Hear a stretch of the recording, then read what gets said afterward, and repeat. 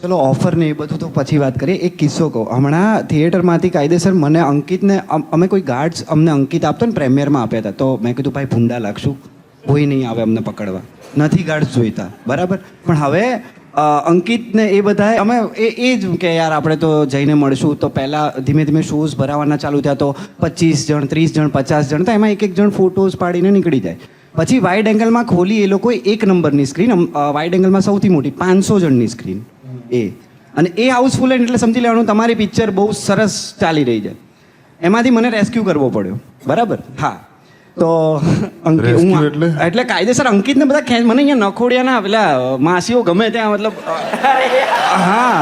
તો સાચે અરે દેખાય નહીં કરણ ક્યાં? મેં તો ક્યાં કરણ? એ કે ભાઈ અહીંયા ઉપાડ. મેં તો એ વાળ ખેંચા ને એમાં તો 1 ની 2 આંખ થઈ ગઈ બિચારા.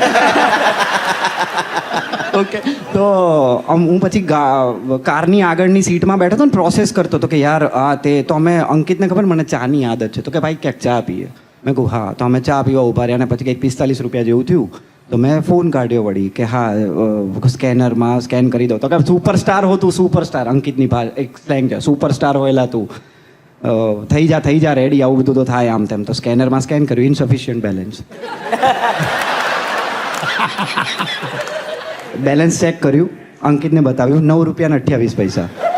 પછી એવું નહીં, પછી મેં કીધું હું કરું એટલે મેં કર્યું. મેં ઓકે, હજી તો ઓલાએ કીધું કે તને ખબર આજનું કલેક્શન એટલું થયું. મેં ઓહ વાહ. પછી મેં કર્યું તો મારામાં ઇનસફિશિયન્ટ બેલેન્સ. પછી ઓલા ભાઈને કીધું અમે એને પિક્ચર બનાવી છે, અમે પછી એને 2-3 જણા. મેં તો થોડી વારમાં આવું.